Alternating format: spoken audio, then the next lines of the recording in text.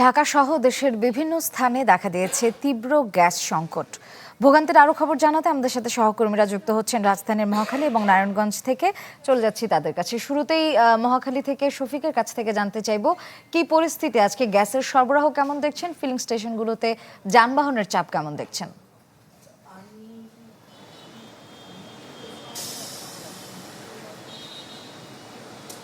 যানবাহনের চাপ কিন্তু এখানে আমরা দেখেছি সকাল থেকে দীর্ঘ সারি, বিশেষ করে সিএনজি যারা চালান সেই সিএনজির কিন্তু একটি বড় অংশ আমরা দেখেছি এখানে তারা গ্যাসের প্রত্যাশায় কিন্তু দাঁড়িয়েছেন। তবে এখানে যারা গ্যাস পেয়েছেন বা পাচ্ছেন তাদের সাথে আমরা কথা বলেছি, তারা বলছেন যে তারা আসলে যে তাদের চাহিদা মতো গ্যাস পাচ্ছেন না। আমরা এখানে সকালে এসে দেখি যে কিছু কিছু সিএনজি চালক কিন্তু 13 টাকা, 14 টাকা, 50 টাকা এরকম আসলে গ্যাস পাচ্ছেন তারা। অর্থাৎ তাদের যে সারা দিন অপেক্ষার পরে যে গ্যাস পাচ্ছেন তা দিয়ে আসলে যে পরিমাণ গ্যাস তারা সংগ্রহ করছেন তাতে তাদের যে রুটি রুজি বা তাদের যে ইনকাম সেটি কিন্তু পর্যাপ্ত হচ্ছে না। একই সাথে রাইড শেয়ার যারা করেন তারাও এক ধরনের বিপাকে রয়েছে। এবং এখানে পাম্প কর্তৃপক্ষ যারা বলছেন যে সিএনজি চালকরা কম গ্যাস পাচ্ছেন, তার কারণ হচ্ছে তাদের সিলিন্ডার ছোট এবং সিলিন্ডারের ক্যাপাসিটি কম হওয়াতে তুলনামূলক কিন্তু আসলে যদি ভেতরে অল্প কিছু গ্যাসও থাকে তো সেই গ্যাসের যে প্রেশার তার কারণে আসলে সেই সিলিন্ডারের মধ্যে নতুন করে গ্যাস ঢোকানো কিন্তু কঠিন হয়ে যাচ্ছে। অর্থাৎ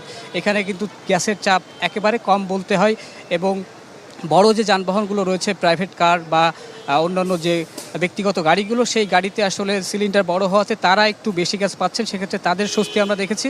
তবে সব মিলিয়ে আসলে এখানকার পাম্প কর্তৃপক্ষ যারা রয়েছেন তারা বলছেন যে এই সমস্যা আসলে সমাধান না হওয়া পর্যন্ত তারাও এক ধরনের বিপাকে রয়েছেন। তারাও যে গ্রাহকরা রয়েছেন তাদের সাথে আসলে এক ধরনের বাকবিতণ্ডাও তৈরি হচ্ছে ক্ষেত্রেও বিশেষ। তো সব মিলিয়ে আসলে ঢাকার বন্ধ পাম্পগুলোও আমরা দেখেছি আজকে যে চালু হয়েছে, কিছু কিছু পাম্পে কিন্তু গতকাল বন্ধ থাকলেও আজকে তারা গ্যাস দিচ্ছে। ধন্যবাদ শফিক। আমাদের সাথে আরো একজন সহকর্মী আছেন, হাসান সাদিক, তিনি আছেন নারায়ণগঞ্জ থেকে। সাদিক, সেখানকার কি পরিস্থিতি, সেখানে গ্যাসের সরবরাহ কেমন দেখছেন?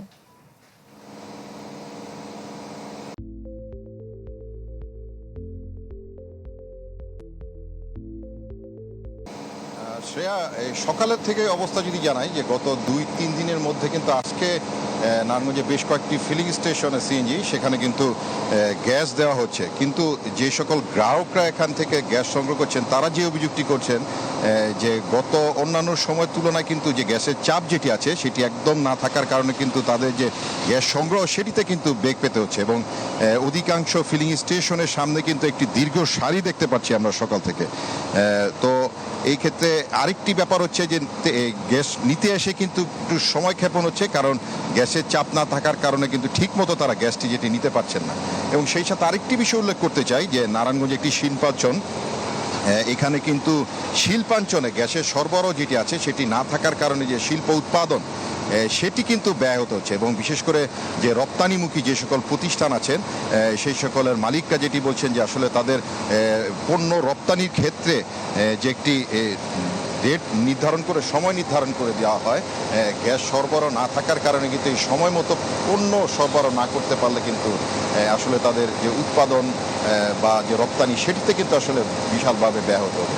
তো সব মিলিয়ে বলা যায় যে একদম বাড়ির সড়ক থেকে শুরু করে যে বাড়ির রান্নাঘর, শিল্পাঞ্চল সকালে কিন্তু স্থানে এখনও স্বাভাবিক আকার কিন্তু হয়নি নারায়ণগঞ্জের যে গ্যাস সরবরাহ। তো এই হচ্ছে নারায়ণগঞ্জ থেকে সদর। ধন্যবাদ সাদিক। দর্শক, গ্যাস সংকটের খবর জানতে আমরা যুক্ত ছিলাম নারায়ণগঞ্জ এবং রাজধানীর মহাখালীতে।